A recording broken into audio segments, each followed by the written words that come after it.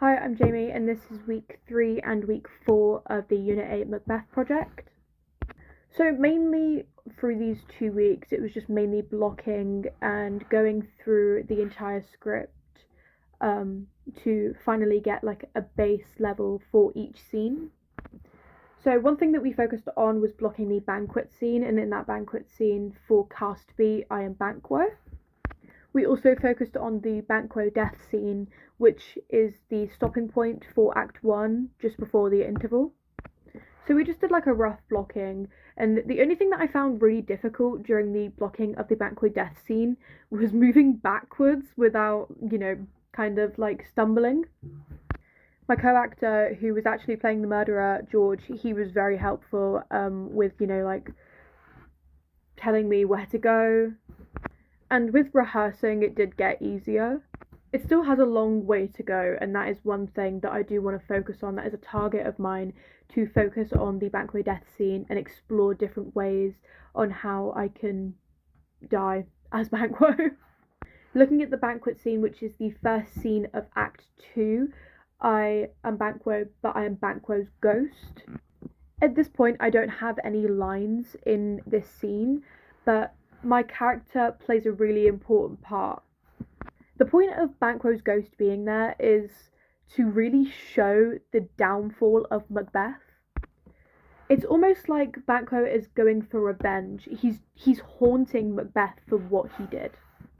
But it can also be interpreted as the guilt getting to Macbeth's head and he's hallucinating Banquo's ghost.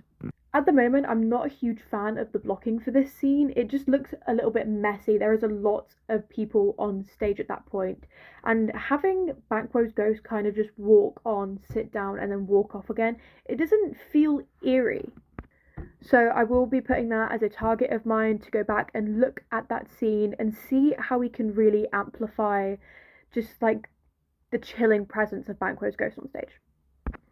One thing that I really want to do to help with my Banquo ghost character is to really focus on characterization and the little movements that can go a long way to make the character feel eerie and scary.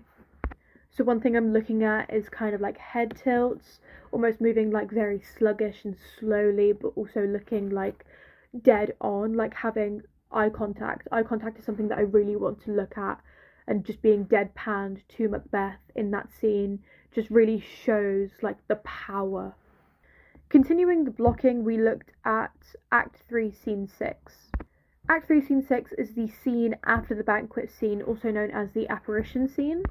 So for cast A, in this scene, I am the witch.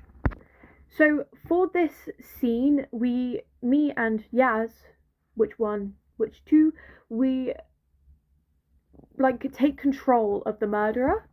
Through the murderer, we give more prophecies and we kind of, possess the murderer. So this is going to be a very heavy, like, characterization, movements scene.